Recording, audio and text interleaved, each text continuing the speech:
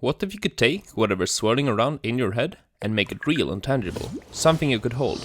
You can, but from having the idea to holding the finished piece, there are some extra steps. Let's see. I start by grabbing pen and paper and try to get my concept onto it. A thumbnail sketch like this can do fine, but as I'm making a video, I want a nice, big drawing. That didn't go to plan. I made several attempts, but could never get anything I liked, so I gave up on that and dove straight into the sculpting. I want this character to be in a dynamic pose, leaping forward, with just one leg bearing all her weight, so I doubled up the wire for the armature, making sure I keep it to scale with my other figures, and start posing it accordingly.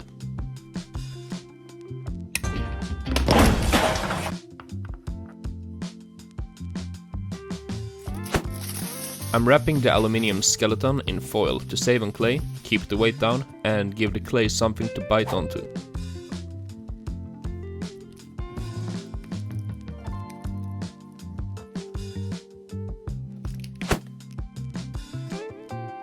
This character is an armed civilian, a partisan. She's a lightly equipped scout, and the design for once doesn't include lots of armor under which I can hide all my mistakes in the anatomy and musculature.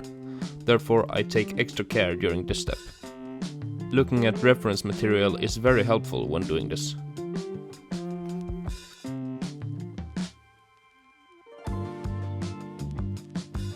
The character's base layer of clothing will be shorts and a t-shirt.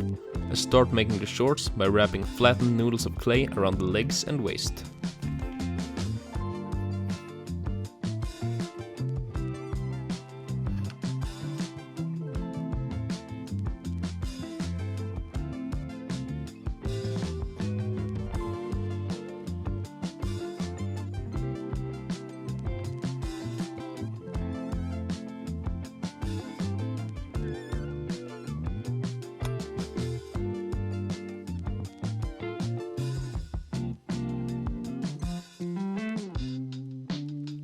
The details of the pockets, seam lines, rivets and buttons quickly make a big difference to the look and realism of the shorts.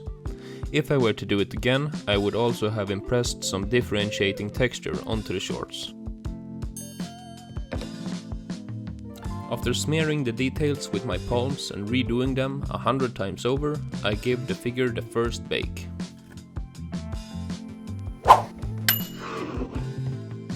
The next step up is adding folds and wrinkles in the fabric of the t-shirt. I make sure to, again, look at lots of reference to try and get the draping right.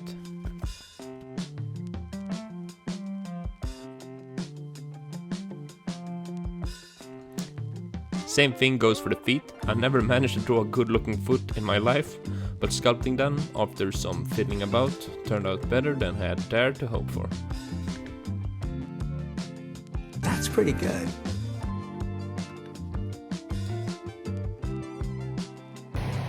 As for making the head and face, I start with a foil ball covered in clay and I add more and more nightmare fuel until I end up with a good enough head. Trial and error, I guess.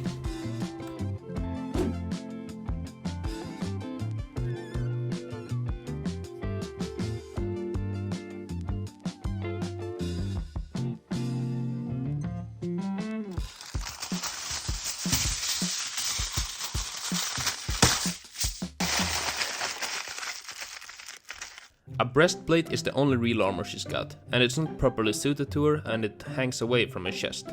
It has to be thin to look like real armor from this angle. To get this, I'm making a sort of mold from a lump of foil. The rolling pin comes in real handy to achieve the bevel down the middle and to smoothen everything out. Regarding the cuts for the arms and neck, we can always clean those up with a knife and file when it's back from the oven.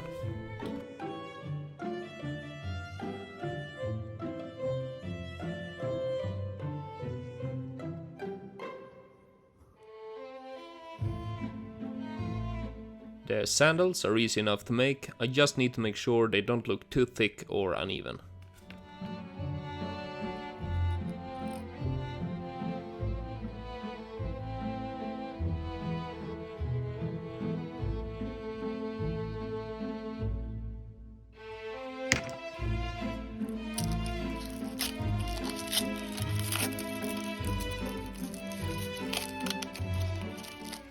The inside of the breastplate is crusty and ugly, and it will be visible on the finished figure.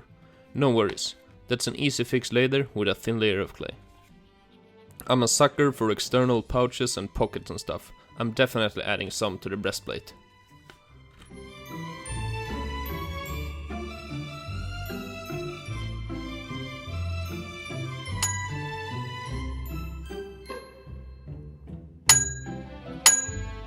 The model is also getting a full head of hair and a nice big hat.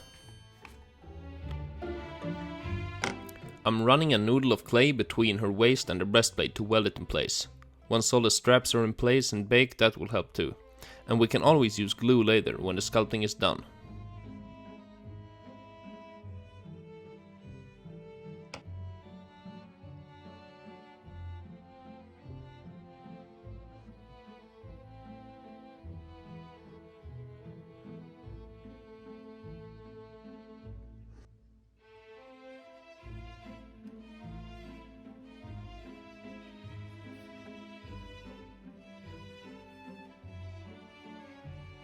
To be able to defend her home and family against armored, villainous knights, the figure carries a crossbow.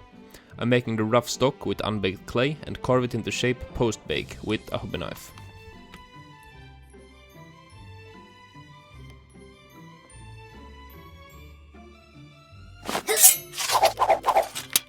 Hey, thanks.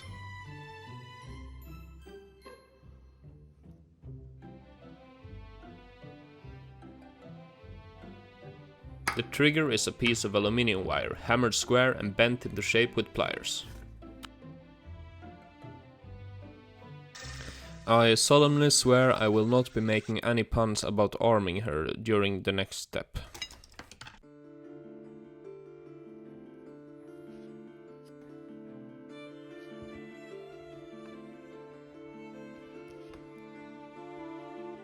I made many attempts at constructing hands, and this method is the one that worked the best for me in the end.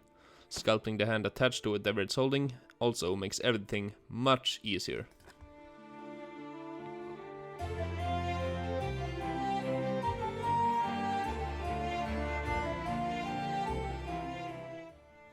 The character has stolen this axe from her attackers, which is convenient for me as I don't have to sculpt an empty hand, which is really hard to do. These flat noodles makes up her sleeves, and with that, the sculpting is done. And we can move on to priming.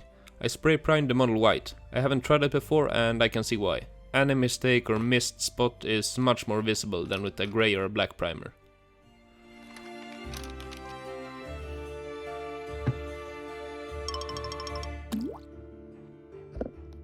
I'm mixing Vallejo flat brown with a drop of pale sand for the skin tone. Most colors needed 2 or 3 layers to cover evenly. I tried Army Painter green skin for the pants, but that was not the right choice. Instead, I'm using Army green. That looks good. The underside of the hat I make angel green, the hair black, and I use gunmetal for all the metal pieces and details.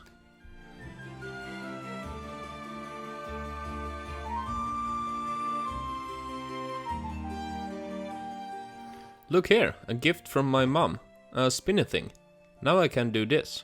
Whee! The light green shades are necrotic flesh, the shirt is pale sand, and the crossbow gets a couple of coats of desert yellow.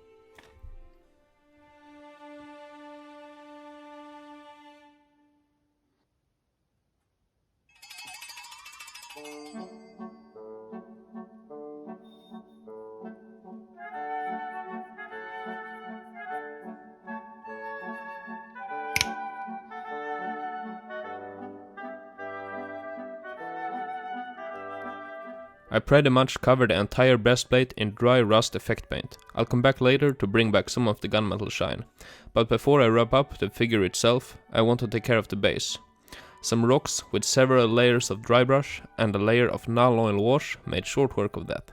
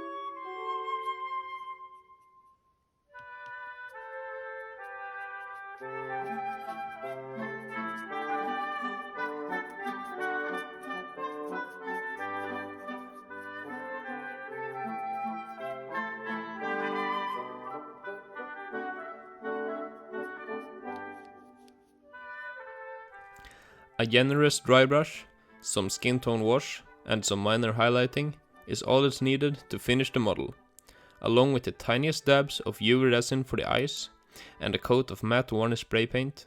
It's time to have a look at the final result.